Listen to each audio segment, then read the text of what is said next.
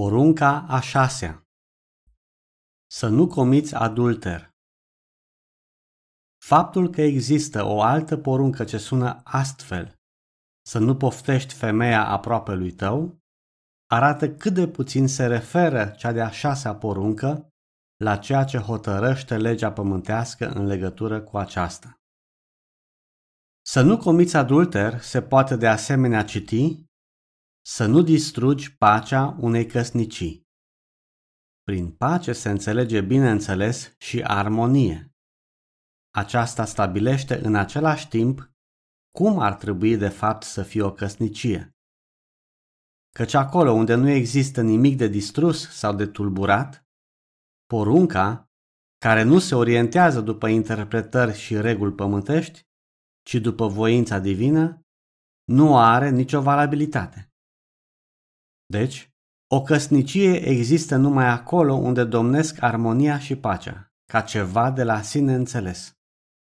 Acolo unde întotdeauna unul trăiește numai pentru celălalt și caută să-l facă fericit. Unilateralitatea și plictiseala, atât de ademenitoare de distrugătoare, sunt de la început excluse complet și pentru totdeauna. La fel ca și goana periculoasă după distracții sau iluzia de a nu fi înțeles. Instrumente criminale pentru orice fericire. Tocmai aceste rele nu pot apărea într-o căsnicie adevărată, unde unul trăiește cu adevărat pentru celălalt, deoarece ideea de a nu fi înțeles și totodată goana după distracție sunt numai urmările unui egoism pregnant care caută să trăiască numai pentru el însuși și nu pentru celălalt.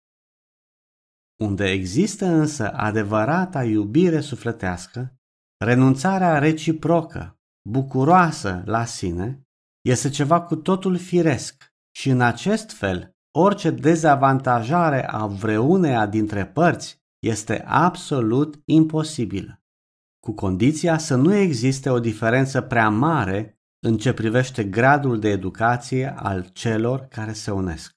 Aceasta este o condiție pe care o cere legea atracției speciilor omogene din marele univers, care trebuie îndeplinită dacă se vrea ca fericirea să fie completă.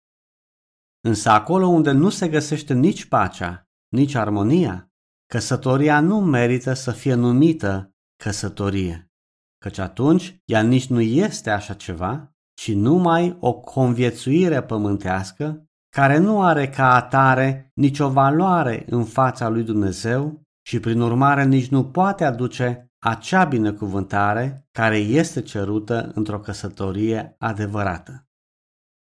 Așadar, în cazul poruncii a 6-a, condiția necesară este căsătoria adevărată, conform voinței lui Dumnezeu. Nici o altă căsătorie nu este protejată. Însă vai de cel care îndrăznește să tulbure într-un fel oarecare o căsnicie adevărată. Căci triumful pe care crede că l-a obținut aici pe pământ îl așteaptă în lumea material fină într-o cu totul altă formă.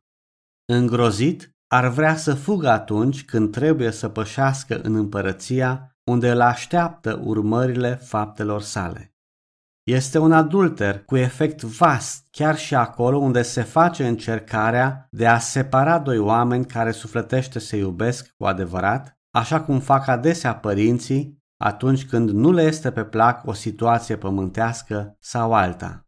Și vai de femeia, vai de bărbatul, fie ei tineri sau bătrâni, care din invidie sau cochetărie aduc conștient discordie sau chiar dezbinare într-un asemenea cuplu.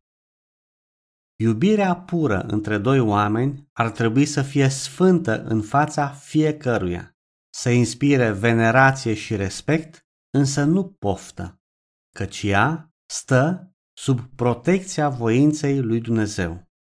Dacă un asemenea sentiment de poftă necurată caută să apară într-un om, atunci el trebuie să se îndepărteze și să-și îndrepte privirea clară numai către acei oameni care sufletește încă nu s-au atașat de nimeni.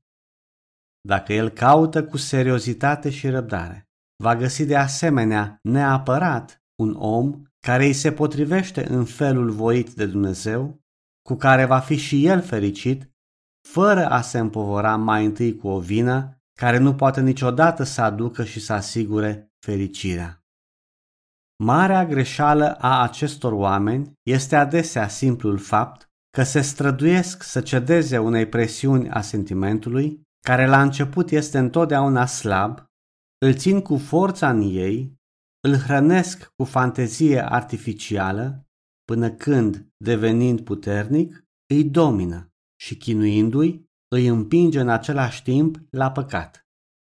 Mii de spirite umane nu ar trebui să se piardă dacă ar acorda întotdeauna mai multă atenție începutului acestei probleme, care, dacă nu este creată dintr-un calcul al intelectului, atunci apare numai dintr-o cochetărie nedemnă de o ființă umană, care la rândul ei își are originea în obiceiurile dăunătoare ale vieții pământești de familie și în special ale vieții din societate. Tocmai acestea sunt adesea adevărate piețe ale căsătoriilor, nefiind deloc mai curate decât comerțul din Orient făcut cu sclavi. În acestea se găsește un cuib de germeni ai adulterului. Voi, părinți, feriți-vă să nu ajungeți să fiți vinovați de adulter față de copiii voștri prin calcule prea intelectuale. Nenumărați părinți s-au încurcat deja datorită acestui lucru. Ei au nevoie de multe pentru a se elibera din nou de acesta. Voi, copii, fiți atenți ca nu cumva să deveniți cei care distrug pacea între părinții voștri, căci atunci și voi veți fi vinovați de adulter. Reflectați bine asupra acestor lucruri. Altfel, voi vă faceți dușmani ai Dumnezeului vostru. Și nu există niciun dușman care să nu fie obligat să cadă în final pradă nimicirii, în nespuse chinuri, fără ca Dumnezeu să miște un deget. Să nu distrugi niciodată pacea și armonia între doi oameni. Întipărește-ți acest lucru în minte, pentru ca să stea mereu, avertizând, în fața ochilor sufletului tău.